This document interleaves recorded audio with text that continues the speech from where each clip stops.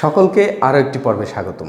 এই পর্বে আমি ত্রিকোণমিতিক ফাংশনের ইন্টিগ্রেশনের গাণিতিক সমস্যাগুলো করে দেখাবো।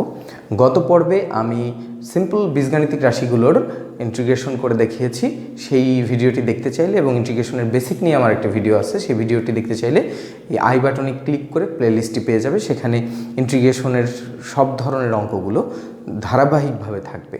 সো আজকের অঙ্কগুলো শুরু করা যাক। আজকের প্রথম অঙ্কটি হচ্ছে ত্রিকোণমিতিক ফাংশনের গাণিতিক সমস্যা সমাধানের পূর্বে আসো আমরা আগে ত্রিকোণমিতিক ফাংশনের ইন্টিগ্রেশনের সূত্রগুলো একটু লিখে নিই। ইন্টিগ্রেশনের প্রথম যে সূত্রটি আমাদের লাগবে, সূত্রসমূহ এখানে আমরা সূত্রগুলো লিখি। সূত্র এবং সূত্রের প্রমাণগুলো আমরা ছোট করে দেখে নেব। Integration of sine x d x equal to হচ্ছে মাইনাস কজ এক্স, এবং integration of cos x dx equal to minus sin x, plus sin x.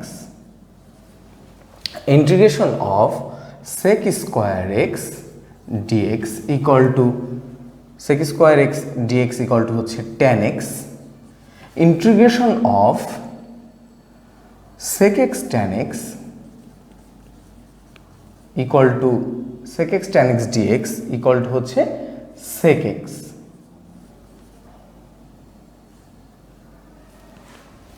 এরপর integration of cosec square x d x equal to minus cot x. Integration of cosec x cot x equal to cot x d x equal to হচ্ছে minus cosec x. এই কয়টি হচ্ছে ত্রিকোণমিতির primary যেই সূত্রগুলো আমাদের লাগবে, সেই সূত্রগুলো। এই সূত্রগুলো কিভাবে আসলো সেটা নিয়ে একটু আলোচনা করি।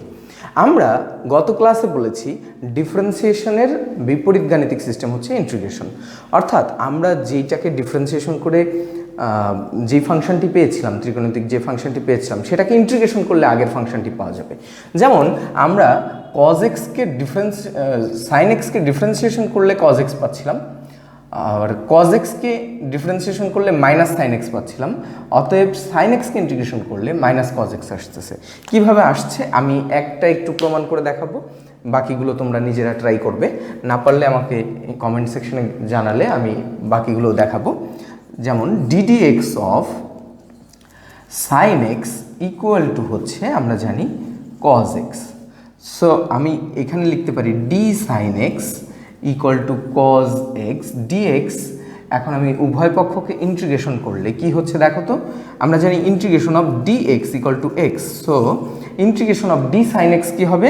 অতএব এখানে হবে ডি সাইন এক্স হবে সাইন এক্স, এবং integration of cos x d x এর পাশে থাকলো কজ এক্স ডিএক্স। তাহলে এইটাই আমাদের ফর্মুলা হয়ে গেছে। দেখো integration of cos x d x equal to sine x. একইভাবে আমরা এইখানে লিখলাম কি integration of integration of sine এক্সেরটা যদি আমরা শিখতে চাই, তাহলে আমাদের কজ এক্সের differentiation d d x of cos x যদি আমরা নেই, তাহলে কজ এক্সকে ডিফারেন্সিয়েশন করলে আমরা কি পাচ্ছিলাম? Minus sine x. এখন আমরা এটাকে d cos x equal to কি লিখতে পারি? Minus sine x dx.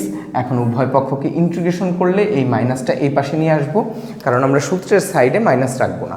অতএব ডি কজ এক্সকে ইন্টিগ্রেশন করলে অবশ্যই কজ এক্স হবে। অতএব integration of sine x dx equal to minus cos x। একইভাবে আমরা জানি tan x কে ডিফারেন্সিয়েশন করলে sec স্কোয়ার x হয়, তাহলে sec স্কোয়ার x কে ইন্টিগ্রেশন করলে tan x হবে। sec x কে ডিফারেন্সিয়েশন করলে sec x tan x হতো, তাহলে sec x tan x কে ইন্টিগ্রেশন করলে sec x হবে। তার মানে যেটাকে ডিফারেন্সিয়েশন করলে যেটা পেতাম ওই রেজাল্টটাকে এখন ইন্টিগ্রেশন করলে আগেরটা ফেরত আসবে। এটাই হচ্ছে ইন্টিগ্রেশনের সূত্রগুলোর বের করার পদ্ধতি। আশা করি তোমরা বুঝতে পেরেছো। এবার আমরা ক্যালকুলেশনে চলে যাব, গাণিতিক সমস্যার সমাধানগুলো করব। তো গাণিতিক সমস্যার প্রথম যে সমস্যাটার আমরা সমাধান করব সেটা হচ্ছে integration of dx by 1 minus cos 2x। তো আমরা এটাকে কিছু ত্রিকোণমিতিক সূত্র কাজে লাগাবো। এখানে আমরা 1 মাইনাস কস 2x এটা জানি 2 sin স্কোয়ার এক্স, উপরে ডিএক্স আছে থাকলো। এখানে যেই সহগটা আছে হাফ আকারে, এটাকে বাইরে বের করে দিলাম, integration of cosec square x d x. এবং কোসেক স্কোয়ার এক্সকে ইন্টিগ্রেশন করলে আমরা একটু আগেই দেখলাম মাইনাস কট এক্স হয়, অতএব minus half into cot x plus c, এটাই অ্যান্সার।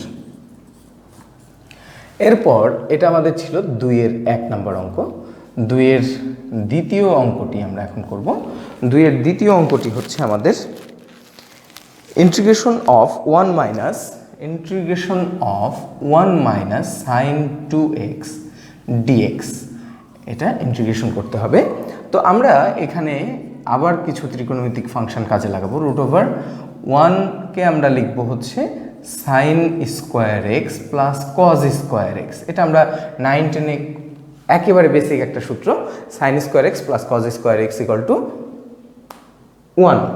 তাহলে 1-এর পরিবর্তে আমি sine square x plus cos square x লিখলাম, মাইনাস সাইন 2xকে 2 সাইন এক্স কজ এক্স লিখতে পারি, ডিএক্স আছে থাকলো। এখানে দেখো এটা সূত্রে পড়ে গেছে a square plus b square minus 2ab। তাহলে a square minus 2ab plus b স্কোয়ারের সূত্র কি?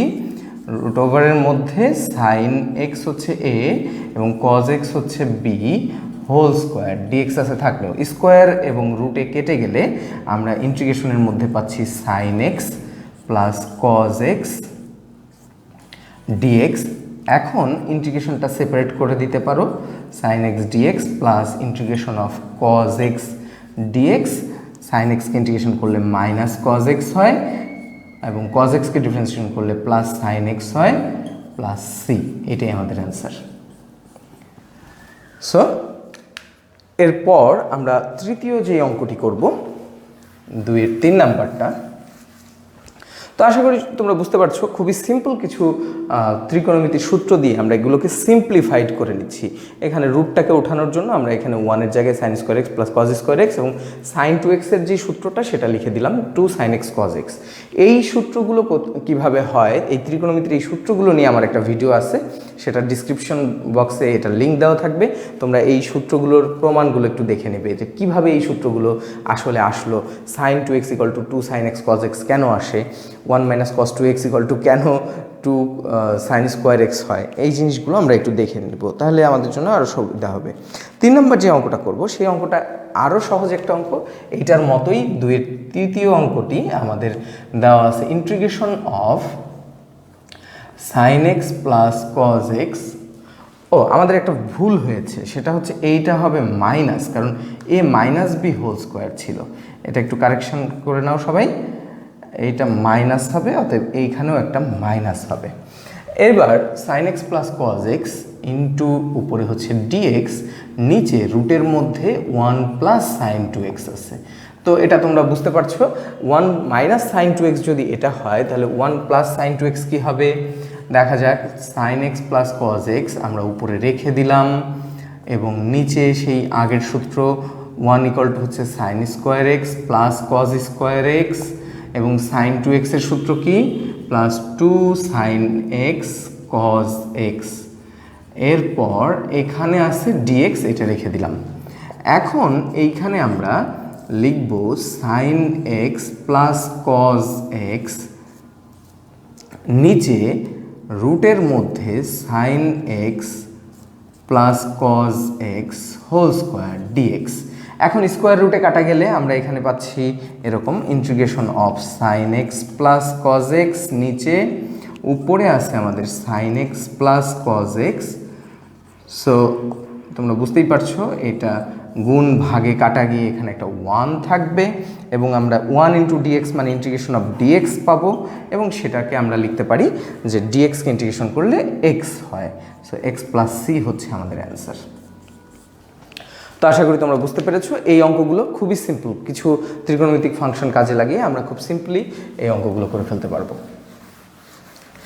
এরপর আমরা 2-এর চতুর্থ অঙ্কটি করব। 2-এর চতুর্থ যে অঙ্কটি আছে সেটি হচ্ছে ইন্টিগ্রেশন অফ, উপরে হচ্ছে ডিএক্স, নিচে হচ্ছে 1 plus cos 2x, 1 plus cos 2x, কস 2x। এখন এখানে আমরা যেটা করতে পারি, এটা হচ্ছে চতুর্থ 2-এর 4 নম্বর অঙ্কটি, integration of 1 plus cos 2x, 1 minus cos 2x হচ্ছে 2 sin square x, 1 plus cos 2x হচ্ছে 2 cos স্কোয়ার x, উপরে dx আছে থাকলো, এইটাও হাফ আকারে 2টা বাইরে চলে যাবে, এখানে আমরা লিখতে পারি sec স্কোয়ার x dx, আর আমরা জানি sec স্কোয়ার x কে ইন্টিগ্রেশন করলে আমরা tan x পাই, সো এটা half into tan x plus c, sec square x কে ইন্টিগ্রেশন করলে tan x হয়, এটা আমাদের সূত্রের মধ্যে সরাসরি সূত্র আছে। এরপর আমরা 2-এর 5 নাম্বারটি করব। 2-এর 5 নাম্বার অঙ্কটি কি বলে দেখা যাক। 2-এর 5 এখানে আমাদের বলতেছে 2 নাম্বারের যে 5 নাম্বারটি সেটিও একটি সহজ অঙ্ক, √1 minus cos 2x dx integration করতে হবে। তো এটাকে আমরা কি করব, ইন্টিগ্রেশন √1 মাইনাস cos 2x, আমরা জানি কি হয়, 1 minus cos 2x 2 sin square x হয়, dx আছে থাকলো, এইটার √2টাকে বাইরে বের করে দিলে sin স্কোয়ার আর রুটে কাটা গেলে আমরা এখানে একটা জাস্ট sin x dx পাচ্ছি, এবং sin x কে ইন্টিগ্রেশন করলে মাইনাস cos x হয়, so minus 2 root cos x plus c, এটাই আমাদের আরেকটা অ্যান্সার। সো 5টি অঙ্ক আমরা দুই নম্বরে যে 5টি অঙ্ক ছিল সেই 5টি অঙ্কই করলাম। 2-এর 5-এর পরে আমাদের আর একটি অঙ্ক আছে 6 নম্বর, এটি করে ফেলি আমরা। 2-এর 6 আসলে হুবহু এই অঙ্কটি, জাস্ট আমাদের একটু ডিফারেন্ট করে দেওয়া হয়েছে, সেটা হচ্ছে 2-এর 6 ইন্টিগ্রেশনের মধ্যে আছে √1 প্লাস cos x dx। তো এই অঙ্কটি কি করব, এখানে তো 2x ছিল, 1 মাইনাস cos 2x এর সরাসরি সূত্র ছিল, এই ক্ষেত্রে আমাদের যেটা করতে হবে এই সূত্র দিয়েই আমরা করব, কিন্তু 1 plus cos 2 into x by 2 আকারে আমাকে লিখে নিতে হবে। তাহলে এই 2 কাটা গেলে আবার x পাওয়া যাচ্ছে, আবার আমরা এটাকে সূত্রে ফেলে দিয়েছি। দেখো 1 প্লাস cos 2x, আমরা কি জানি 1 প্লাস cos 2x এর সূত্র কি, 1 প্লাস cos 2x হচ্ছে রুটের মধ্যে 2 এটা হচ্ছে cos square, sorry cos square x by 2, যেহেতু এখানে x হচ্ছে x বাই 2, তাহলে আমরা এটাকে কি করব, এই √2 আকারে বাইরে গেল, ইন্টিগ্রেশনের মধ্যে cos x বাই 2 থাকবে ইন্টু dx, এখানে dx ছিল। সো এইটাকে ইন্টিগ্রেশন করলে আমরা জানি এটা হবে √2 তো আছেই, cos কে ইন্টিগ্রেশন করলে sin x বাই 2 হয়, x বাই 2 যেহেতু x না, যদি আমরা ডিফারেন্সিয়েশনের সময় যদি যেটাকে x ধরতাম ওটা যদি x না হতো, ওটাকে ডিফারেন্সিয়েশন করে আবার গুণ করে দেওয়া হতো, এটাকে চেইন রুল বলে। তো ইন্টিগ্রেশনের চেইন রুল হচ্ছে যেটা x না সেটাকে আমাদের ডিফারেন্সিয়েশন করে ভাগ করে দিতে হয়, তাহলে 1/2 আকারে এখানে একটা এই 1 x বাই 2 তো x না, এটাকে ডিফারেন্সিয়েশন করলে হাফ আসে, এটা দিয়ে আমাকে ভাগ করে দিতে হবে, এটাই আমাদের অ্যান্সার।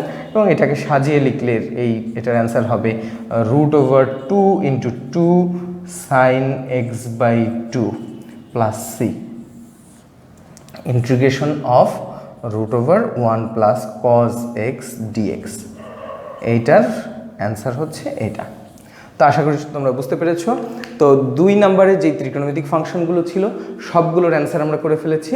নেক্সট পর্বে 3 নম্বরের অঙ্কগুলো সবগুলো যেগুলো আমাদের আছে ধারাবাহিকভাবে সবগুলো অঙ্ক করানো হবে, একটি অঙ্ক বাদ দেবো না।